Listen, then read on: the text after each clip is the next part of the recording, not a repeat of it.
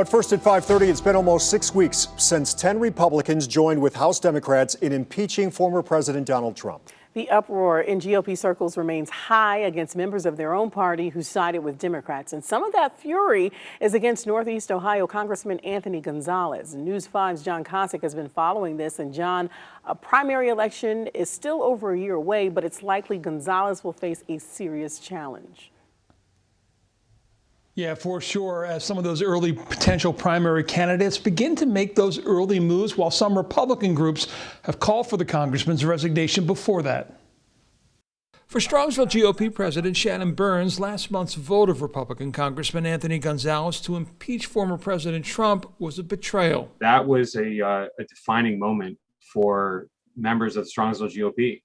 And I don't think that there's any coming back from it. The group voted unanimously to call for the resignation of Gonzalez. Burns likened the former Ohio State Buckeyes vote to being in the middle of a game against Michigan. And saying, hold on. And he runs in the locker room and, Nancy Pelosi hands him a Michigan jersey. He comes back out and plays for the other team for the rest of the game.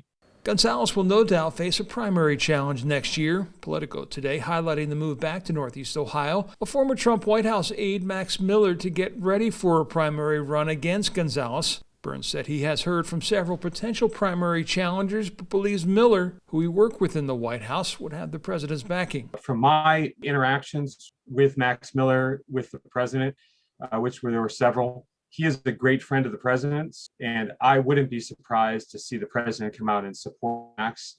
And if the president were to get involved, I don't think that we'd find ourselves with a complicated primary at all. Gonzalez, who has declined multiple interview requests on the subject, said in a podcast that his vote was one of conscience and one that history will ultimately judge. You have to love your country and you have to adhere to your oath more strongly than you do your job.